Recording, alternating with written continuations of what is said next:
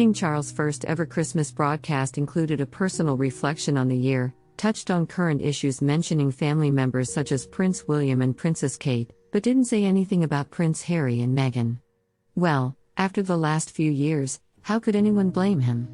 And, if you want to listen to the speech in full, it's coming up in a couple of minutes. Now, while the King's speech remained within a Christian framework, he also recognized other faiths, highlighting how religious communities across Britain were helping those in financial difficulties and, like Christians, believed in the power of light overcoming darkness.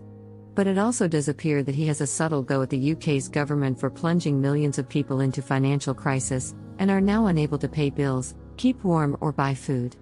The Conservative Party, the Blue Party, have run in the UK government since 2010. Yet many people are now finding themselves feeling blue because they are cold, hungry and homeless. The King talked about the work carried out by the working members of the royal family, and various video clips showed the charity work that they have undertaken this year. He also talked fondly about his mother, Queen Elizabeth, who sadly passed away in September. And he paid tribute to teachers, health and social care professionals, all public service workers and the military for their selfless dedication. Despite the wealth of the royal family, we must remember that King Charles has no power over the UK government at all. And, many may be angry at him for bringing up the food banks in his speech, due to his wealth, but if the UK people want change, and it sounds like they do, they need to vote for another party. How about the Red Party? Please do let me know your comments in the box below. And, if you want to watch the King's Christmas speech in full, it's coming up right now.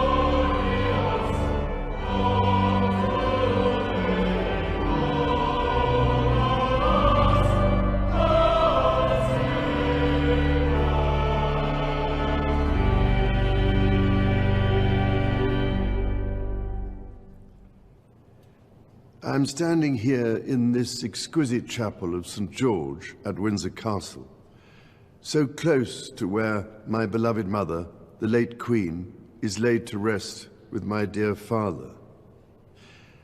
I am reminded of the deeply touching letters, cards, and messages which so many of you have sent my wife and myself, and I cannot thank you enough for the love and sympathy you have shown our whole family. Christmas is a particularly poignant time for all of us who have lost loved ones. We feel their absence at every familiar turn of the season and remember them in each cherished tradition. In the much-loved carol, O Little Town of Bethlehem, we sing of how in thy dark street shineth the everlasting light. My mother's belief in the power of that light was an essential part of her faith in God, but also her faith in people, and it is one which I share with my whole heart. It is a belief in the extraordinary ability of each person to touch with goodness and compassion the lives of others, and to shine a light in the world around them. This is the essence of our community and the very foundation of our society. We see it in the selfless dedication of our armed forces and emergency services, who work tirelessly to keep us all safe, and who perform so magnificently as we mourn the passing of our late Queen. We see it in our health and social care professionals, our teachers, and indeed all those working in public service, whose skill and commitment are at the heart of our communities. And at this time of great anxiety and hardship, be it for those around the world facing conflict, famine, or natural disaster, or for those at home finding ways to pay their bills and keep their families fed and warm. We see it in the humanity of people throughout our nations and the Commonwealth who so readily respond to the plight of others.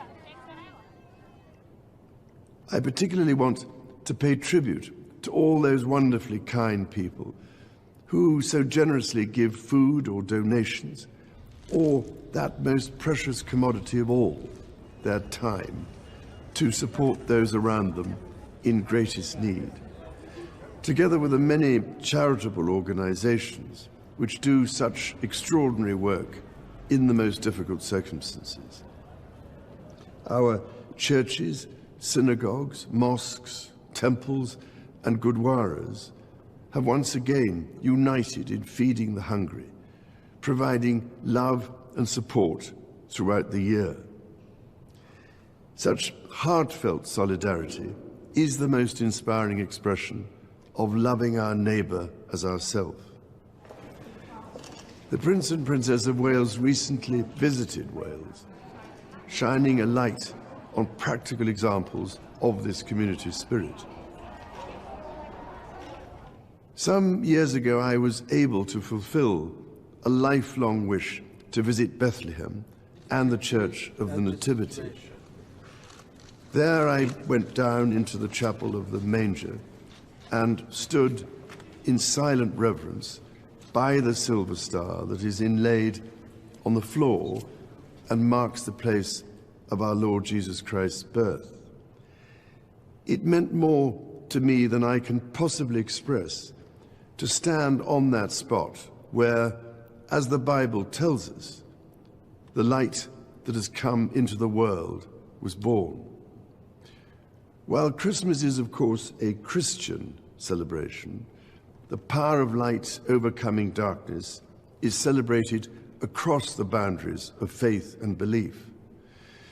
So whatever faith you have or whether you have none, it is in this life-giving light and with the true humility that lies in our service to others that I believe we can find hope for the future.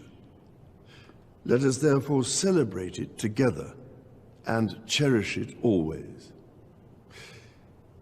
With all my heart, I wish each of you a Christmas of peace, happiness, and everlasting light.